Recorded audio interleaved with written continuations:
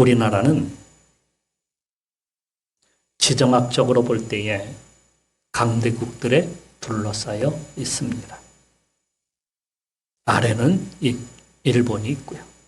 또 옆으로는 중국이 있고 저 북쪽으로는 또 러시아가 있습니다. 이들의 위협 속에서 항상 살아왔어. 그럼에도 우리나라는 복받은 나라임이 틀림이 없습니다. 한번 돌아봅시다. 일본은 지진이 자주 일어나는 불의 골이라고 하는 환태평양 지진대에 속해 있습니다. 거기에 비해 우리나라는 어떻습니까? 거기서 살짝 비껴났어요. 일본은 이 지진대에 속해 있기 때문에 지진이 얼마나 자주 일어납니까? 거기다가 화산 활동도 많습니다. 얼마 전에 큐슈에 있는 사쿠라지마라고 하는 화산이 폭발을 했죠. 후지산도 위험하다고 합니다. 활화산인데 언제 또 터질지 모른대. 후지산이 폭발하면 도쿄까지 위험에 빠진다고 합니다. 거기다가 그 태풍이 불면은요, 대부분 어디로 가게 되냐면 일본이나 중국으로 다 가버려요. 우리나라는 약간 그 길목이 열려져 있어가지고 한 10개의 태풍이 불면은 한두 개 정도 올까 말까. 어느 때는 오지도 않아, 아예. 다 일본, 다 중국으로 다 가버려요. 거기다가 큰 태풍은 우리나라에는 아예 오지도 않아. 다 옆으로 빗나가버려요. 일본으로 가고. 일본이 다 막아주는 거예요. 중국이 다 막아주는 거예요. 그래 우리나라가 얼마나 좋은 위치에 있습니까? 천혜의 위치에 있어요. 아주 좋은. 거기다가 말입니다. 제가 러시아에 6년 동안 살았잖아요. 러시아는요, 추위하면은 이건 보통 추위가 아니에요. 그 시베리아 바람 분다 그러잖아요. 그 시베리아 벌판에 그쪽으로는 얼마나 추운지 몰라요. 제가 있었던 곳만 해도 겨울에 보통 30도 이하로 내려가요. 그냥 보통이 그래요. 추운 때는 영하 40도까지 내려가더라고요. 40도가 되면은 차가 거의 못 움직여. 다 얼어붙어. 그럴 때는 아무것도 할 수가 없어요. 이것만 보아도 우리나라는 정말 괜찮은 나라, 복받은 나라입니다. 전에 제가 문화에 대해서 말한 적이 있었죠. 일본 문화는 해양 문화예요. 중국은 대륙 문화예요. 우리나라는 해양 문화도 섞여 있고요. 대륙 문화도 섞여 있어요. 그래서 세계 사람들이 다 좋아해. 한류 열풍이 지금 세계에 막 퍼져나가고 있잖아요.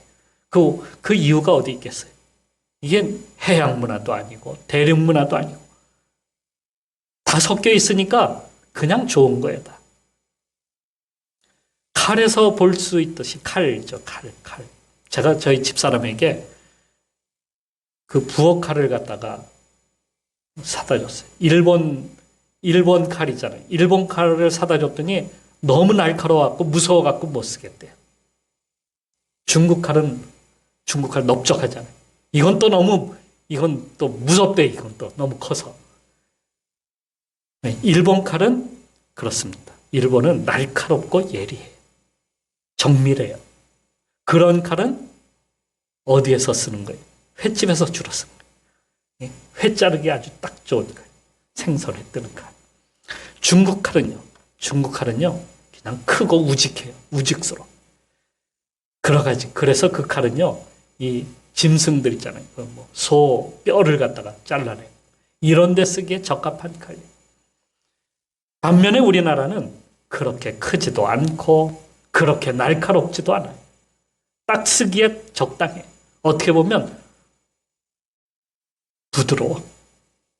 부드러운 칼이 우리나라 칼. 그러니까 보통 사람들이 얼마나 쓰기가 편한지 몰라요. 러시아가요, 우크라이나를 갖다가 지금 침공해가지고 전쟁을 벌이고 있잖아요. 그러니까 그 주위에는 있는 나라들이 다 겁을 먹고 있어요. 주위에 그 국경을 맞대고 있는 뭐 발트 3국이라든지 동구권에 있는 나라들. 그런 나라들이 다 겁을 먹었는데 그래서 무기들을 갖다가 막 사들이는데 어느 나라가 인기가 있는지 알아요? 우리나라의 무기들이 인기가 있어. 막 탱크며 장갑차며 또 뭐 K9 그 자주포 있잖아요. 미사일, 또 비행기까지 요즘은 또 이 전투기도 우리나라가 이제 수출하는 나라가 됐어요. 우리나라께 좋다는 거예요. 비싸지도 않고 적당해. 쓰기가 적당한. 4차 산업의 그 가장 핵심적인 부품이 반도체예요. 반도체가 없으면 4차 산업이 이루어지지를 않아요. 이 반도체를 공급하는 회사가 우리나라에 수두룩해요. 이런 반도체는 미래 산업에 있어서 필수적입니다. 그걸 가장 잘 만드는 나라가 세상에 어떤 나라냐면 우리나라예요. 여러분, 우리나라가 그만큼 잘 만들어요. 왜? 왜 그러냐면 그게 적당하게 섞여져 있기 때문에 이것만 잘해도 앞으로 세계를 이끌어갈 수 있는 나라가 될 수 있습니다. 과거 17세기에 유럽에서 가장 인기 있었던 제품을 하나를 소개하자면 그게 무엇이냐면요. 도자기예요. 도자기 하면 여러분 어디가 생각나요? 중국. 그죠? 중국 도자기가 가장 잘 팔려나왔어요. 왜냐하면 중국의 사람들이 가장 많이, 유럽 사람들이 가장 많이 가니까. 중국 도자기가 가장 인기가 있었어요. 당시에 일본은 도자기를 만들지 못하는 나라였어요. 도자기를 굽지도 못해. 우리나라는요, 중국 도자기를 갖다가 오래전서부터 받았어요. 그래가지고 도자기를 우리나라만의 독특한 도자기를 만들어요. 선이 아름답고 또 아주 단단한 도자기를 우리나라가 만들었어요. 그래서 고려청자 유명하잖아요. 그죠? 조선에 들어와서는 조선백자. 아주 아름다운, 색이 아름다운 그러한 도자기를 만들어냈어요. 그런데 정유재란 때요, 일본이 조선의 도공들을 갖다가 무척 많이 잡아갔어요. 그런데 그들을 데려다가 오히려 그들을 갖다가 극진히 대접했어요. 자유롭게 도자기를 만들도록 그렇게 자유도 허락했어요. 그래서 일본에 건너간 우리나라 도공들이 도자기를 거기서 만들어서 수출을 하게 되는데요. 이게 일본의 도자기가 된 거예요. 일본 도자기는 거기서 나온 거예요. 그러니까 우리나라 기술이 이미 오래전서부터 알아주는 기술이었다는 거예요. 이렇게 복된 나라를 주위 나라에서 가만히 있겠습니까? 일본도 그렇고 중국도 얼마나 이 나라를 갖다가 노리고 있었는지 몰라요. 일본은 대동아 공영화라고 해서요. 아시아를 갖다가 그 하나의 그 일본화로 만들기 위해서 그렇게 침략 전쟁을 했어요. 그걸 한반도로 밀고 제일 먼저 한반도를 점령하는 것이었죠. 중국은 동북공정이라고 하는 것을 통해서 한반도를 자기 나라의 역사에다가 편입을 시키고자 무척 애를 써왔어요. 러시아도 얼어붙지 않는 항구, 거기는 한반도야. 그래서 한반도로 내려오고자 무척 러시아도 애를 썼어요. 그래서 오래전부터 한반도는요, 전쟁터였어요. 계속 쳐들어와가지고 전쟁하고 침략하고 그걸 빼앗아가고, 더군다나 잘 살고 부강하게 되면 주위 나라가 가만두지를 않았어요. 반드시 보복하고 빼앗아갔어요. 그래서 스스로 우리나라가 가난하게 되지 않을 수가 없었어요. 다 빼앗기고 남은 게 없었어요. 그리고 또 부자가 되면 안 돼. 그러니까 가난할 수밖에 없어요. 그런 이유로 이 복된 땅이 고난의 역사 속에 들어갈 수밖에 없었던 겁니다. 그래서 오늘 본문을 통해서 고난을 받은 이 나라가 어떻게 하면 복을 받을 수 있는지 그것을 갖다가 말하고자 말씀을 보았습니다. 특히 내일은 우리나라가 해방을 받은 지 77년이 되는 77주년. 그러니까 1910년 8월 29일서부터 시작해서요. 1945년 8월 15일까지 45년 동안 일본에게 지배를 받다가 해방받은 지 77년이 되는 날이기 때문에 진정한 우리가 해방의 길을 가는 것, 그것은 어떤 것인가 하는 것을 말씀하고자 합니다. 우리와 비슷한 역사를 가진 나라는 이스라엘입니다. 이스라엘은 우리보다도 더 많이 430년 동안 애굽에서 종살이를 했어요. 고난의 역사를 가지고 있습니다. 그런데 출애굽에서 하나님께서 그들에게 젖과 꿀이 흐르는 땅으로 가게 만드시기 위해서 그들을 갖다가 광야로 나오게 만드는데, 본문은 이스라엘 백성이 애굽을 탈출하여서 광야로 나온 후에 일어난 일을 갖다가 여기에 쓰고 있습니다. 그들은 아직 시내산에 도착하기 전이었어요. 광야 생활에서 벌써 한 달이 넘게 되니까 이미 모든 것이 다 바닥이 나기 시작을 했습니다. 다시 이 이스라엘 가운데 어려움이 찾아오기 시작했어요. 아무것도, 그들은 먹을 것도 또 마실 것도 부족했어요. 그러자 그들은 짜증을 내기 시작을 했습니다. 물도 마음대로 먹지 못하고 먹을 것도 마음대로 먹지 못하는, 그러니 짜증과 원망이 그들의 입에서 그냥 쏟아져 나오기 시작을 한 겁니다. 그래서 모세와 하나님을 원망하기 시작을 했어요. 이런 날이 계속 될수록 전에 있었던 홍해바다 사건이잖아요. 홍해바다 사건이 어때요? 바다가 쫙 갈라지고 이스라엘 백성들이 거기를 건넜잖아요. 그거 다 잊어버렸어. 하나님께서 구름 기둥과 불 기둥으로 인도하신다. 이걸 매일 보면서도 그들은 당연한 것으로 여기기 시작하는 거예요. 여러분, 우리가 이 매일 호흡하는 산소가 우리에게 매일 공급하는데 우리가 그것에 대해 감사한 적이 있습니까? 그냥 당연한 것으로 여기기 시작하는 거예요. 그냥 당연하게 주시겠지. 당연하게 생기는 거야. 뭐 이런 식의 생각하는 거예요.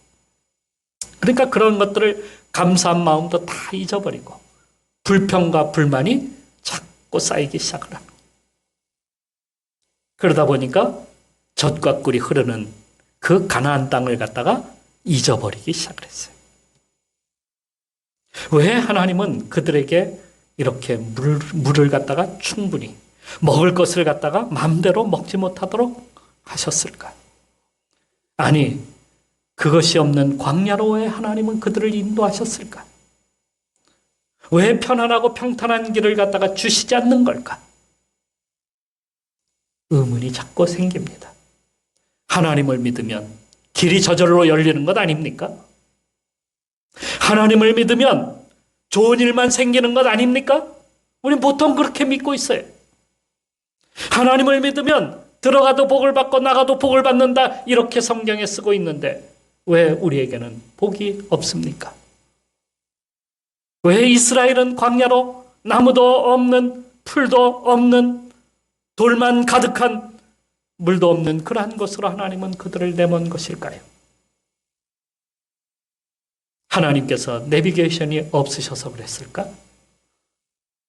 하나님은 잠깐 이스라엘을 인도한 후에 잠깐 주무셨을까? 잠깐 졸았을까? 전에 있었던 기적들은 우연히 일어난 일이 아니었을까? 자꾸 이런 생각이 드는 거예요. 자꾸 이런 생각. 우리들도 자꾸 그런 생각이 들어. 왜 하나님은 전에는 그랬는데 지금은 안 그럴까? 그러면 전에는 우연인가? 정말 하나님이 계시기는 하는 걸까? 미국의 유명한 연설가였던, 그리고 법률가로 이름을 떨쳤던 로버트 잉거솔이라는 사람이 있어요. 그는 볼트의 영향을 받아서 무신론자였어요. 한 번은 사람들 앞에서 무신론에 대한 연설을 갖다가 하고 난 뒤에 그의 주머니에서 시계를 꺼냈어요. 그리고 이렇게 이야기했어요. 성경에 의하면 하나님은 자신을 모독하는 자를 갖다가 쳐 죽인다고 하셨습니다. 여러분, 제가 그의 이름을 모독하고 5분을 주겠습니다. 그래도 내가 아무렇지 않다고 한다면 하나님은 안 계신 겁니다. 자, 제가 시간을 재겠습니다. 5분입니다. 정신 똑바로 차리고 보시기 바랍니다. 자, 5분입니다. 5분을 갖다가 재기 시작을 했습니다. 그리고 5분이 되었어요. 자, 보셨죠, 여러분? 아무것도 일어나지 않았지 않습니까? 하나님은 안 계신 겁니다. 하고 주머니에다 그의 시계를 쓱 집어넣었어요. 이 말을 들은 어떤 목사님이 이렇게 이야기했어요. 하나님은 세상 모든 사람들이 돌아오시기까지 오래 참으시는 분이시죠. 단 몇 분 가지고 하나님께서 그들을 갖다가 벌하시는 하나님이 아니십니다. 여러분, 인간의 시각으로 하나님을 갖다가 바라보면 어떻게 되겠습니까? 우리는 인간의 시각으로 하나님을 생각하거나 바라봐서는 안 돼요. 그래서 우리가 어디를 봐야 돼요? 우리 중심이 아니라 하나님 중심 말씀 속으로 우리가 들어가야 돼요. 하나님이 어떻게 하셨는지 한번 보세요. 이스라엘을 40년 동안 광야 생활을 하게 한 것은 하나님께서 이런 고난이라고 하는 과정을 통해서 하나님이 함께 하심을 갖다가 믿게 하시기 위함이었다는 거예요. 그걸 보여주는 것이 하나님의 섭리야. 그러니까 우리나라가 고난을 많이 받으면 받을수록 우리에게는 복받을 기회가 점점점 더 늘어난다. 이것을 우리는 알아야 합니다. 그것이 우리 민족에게 행하신 하나님의 섭리예요. 자, 이때 모세가 하나님께 나가서 기도했습니다. 그때 하나님은 모세에게 바위를 쳐서 물을 나오게 하라. 이렇게 말씀을 하셨어요. 그곳에서 생수가 나왔어요. 이 사건을 두고 바울은 반석이신 예수 그리스도께서 샘물을 내어서 마시게 하셨다라고 이렇게 적고 있습니다. 주님은 인생 가운데 오셔서 우리의 갈증의 문제, 우리 인생의 문제, 비어있는 우리 인생을 갖다가 채우셔서 우리로 하여금 부족하지 아니하도록 넉넉하게 부어주시는 분이시다는 것을 보여주시는 겁니다. 아니, 비어있으면 비어야 채워지는 것 아닙니까? 우리가 항상 늘 채워져 있으면 우리가 찾지 않아요. 우리가 늘 풍족하면 우리가 하나님을 안 믿어요. 요즘 사람들이 그래요. 예? 풍족하니까, 넉넉하니까 하나님을 찾으려고 하지는 않아요. 비어 있어야, 부족해야 그때서 하나님을 찾는 거예요. 그걸 보여주시는 거예요. 광야 생활은 바로 그거예요. 광야는 비어 있는 거예요. 광야는 부족한 거예요. 광야는 없는 거예요. 그런 가운데서 하나님의 역사를 보는 거예요. 하나님이 부어주심을, 하나님이 채워주심을, 하나님이 기적을 베풀어 주심을, 그래서 보는 겁니다. 예수님도 이렇게 말씀하셨어요. 심령이 가난한 자는 복이 있다. 가난한 자가 가난하니까 어떻게 해요? 하나님께 달라고 기도하는 거예요. 부족하니까 하나님께 매달리는 거예요. 그래서 하나님은 어떻게 부르짖는 자에게 응답하시는 하나님이에요. 하나님 앞에 나와서 부족하니까 부르짖는 거예요. 약하니까 부르짖는 거예요. 없으니까 부르짖는 거예요. 그때에 하나님이 응답하시는 거예요.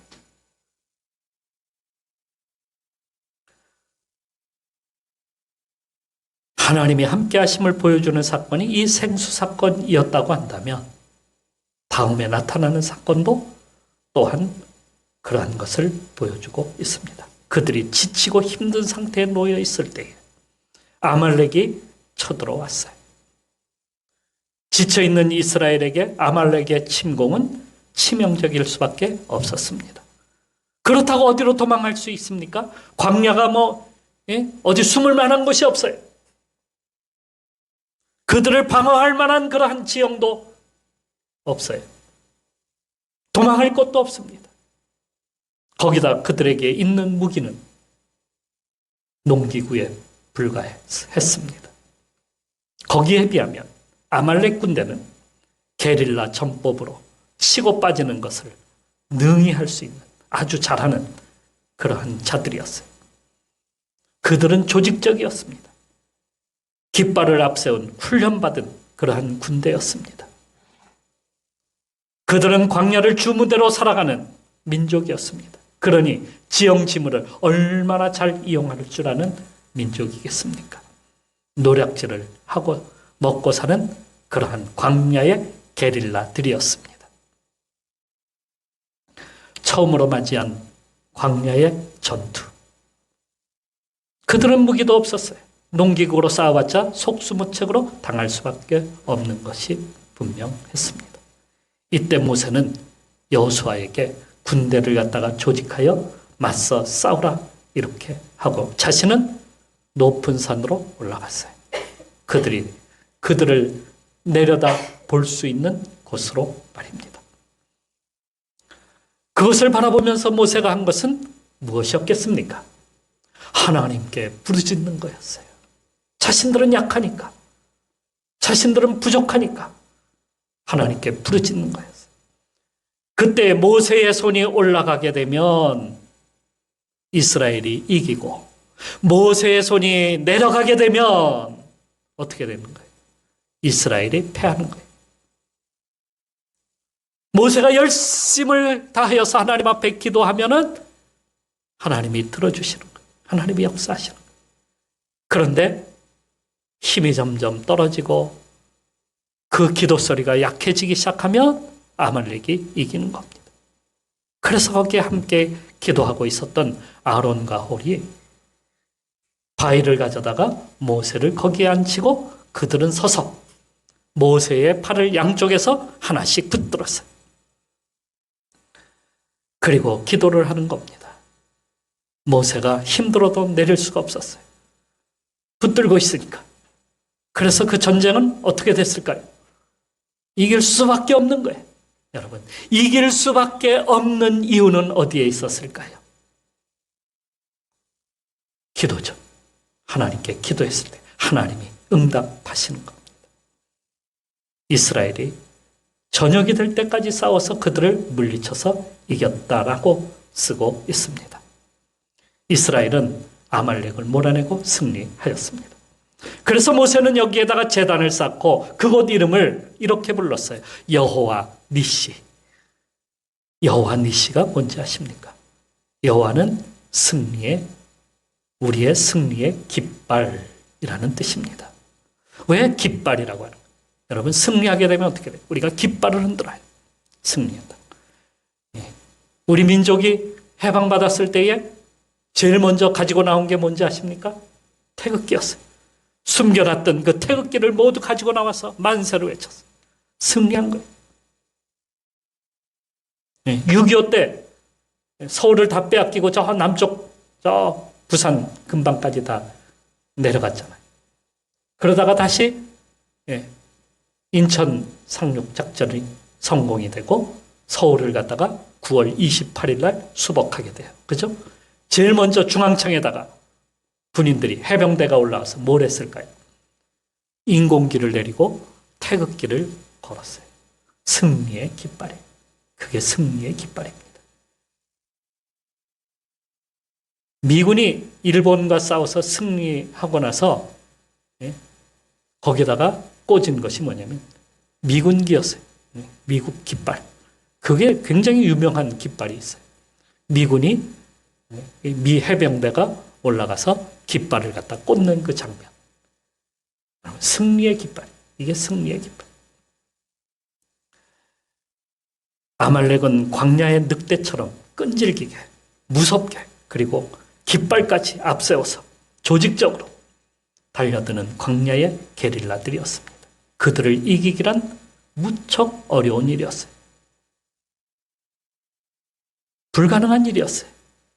그런데 그것을 이길 수 있었던 것은 바로 모세의 기도, 그리고 기도를 응답해 주신 하나님께서 함께 하셨기 때문이었습니다. 하나님이 함께 하시지 않으면 이길 수 없는 전쟁이었다라는 말씀입니다. 물론 이스라엘도 여호수아와 함께 나가서 싸워 이 아말렉과 대항한 것은 사실입니다. 하지만 진정한 승리는 하나님께서 가져다 주신 거예요. 그러니까 우리가 열심히 노력을 하고 열심히 일을 다 해도 하나님이 도와주시지 아니하면 소용이 없다. 그런 뜻입니다. 우리가 열심히 지식을 쌓고 또 실력을 쌓고 기술을 쌓고 해서 우리가 정말 공장도 짓고 뭐 학교도 짓고 뭐 다 해가지고 정말 그러한 것들을 만들어내려고 하지만은 그러나 하나님이 최종적으로 도와주시지 않냐면요. 이 나라가 그것을 갖다가 모든 나라에다가 수출하거나 다 할 수가 없는 거예요. 그러니까 모든 승리를 가져다 주는 비결은 어디에 있느냐면 바로 불평, 불만, 원망을 갖다가 버리고 하나가 되어서 하나님을 믿고 그분께 나가는 길이다. 그것만이 우리가 승리하는 비결이라는 사실입니다.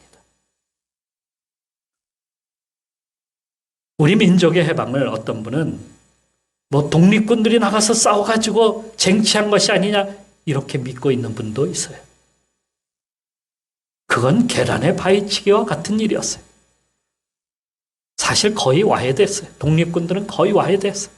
우리가 독립할 수 있고 이게 해방받을 수 있었던 것은 이건 기적에 가까운 일입니다. 우리가 무슨 노력을 해가지고 한 일은 별로 없어요. 물론 노력했죠. 마치 여호수아가 군대를 갖다가 이끌고 나가서 싸우는데 사실은 뭐 농기구를 가지고 나가서 그들과 대항해서 싸워봐야 무슨 힘으로 이기겠습니까? 그런데 그것을 가능케 했던 것은요. 이 나라가 하나님께 부르짖었기 때문에 교회들이 그리고 성도들이 하나님께 나가서 기도했기 때문에 이 나라가 이렇게 해방을 맞이했고 전쟁에서 승리할 수 있었고 또 그리고 번영을 갖다가 이룰 수 있게 된 겁니다. 그러니까 고난을 믿음으로 받고 나가서 하나님께 나간 결과라 이것이 오늘 이 나라가 이렇게 된 결과다라고 말씀드릴 수 있습니다. 물론 그것을 위해서 싸우고 그것을 위해서 노력한 그러한 국민들이 있어요. 그러나 하나님이 마지막에 도와주시지 않으면 하나님이 끝까지 우리와 함께 하시지 않는다면 우리가 이렇게 번영을 누릴 수 있을까? 어느 정도까지는 정말 우리가 먹고 사는 문제는 해결할 수 있어요. 그런데 이렇게 놀라운 기적을 우리가 어떻게 이룰 수 있었겠습니까? 하나님이 함께 하셨다라는 것밖에는 우리가 볼 수가 없다는 사실입니다. 이걸 가능케 한 것은 기도 외에는 다른 길이 없었습니다. 그런데 지금도 늘 부정적으로 불평하고 원망하고 비판과 고소 고발 이런 사람들이 너무도 많아요. 나라를 혼란에 빠뜨리고자 하는 그런 사람들이.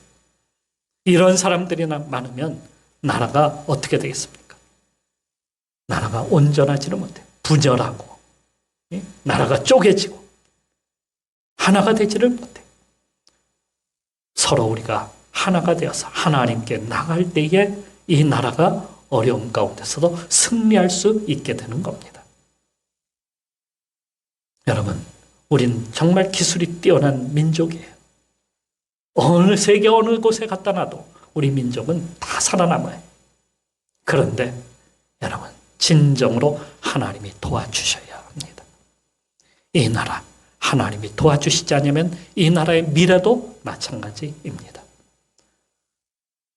우리가 더 큰 믿음을 가지고 주님 앞에 나가서 기도하며 이 나라를 위해서 힘써 나갈 때 이 나라가 정말 하나님이 함께 하시는 놀라운 축복의 나라가 된다는 사실 오늘도 우리가 다시 한번 깨닫고 우리 모두가 기도와 믿음으로 더 더욱더 주님을 믿고 의지하고 나가 이 나라를 그렇게 세워가는 성도들이 되시기를 주님의 이름으로 축원합니다.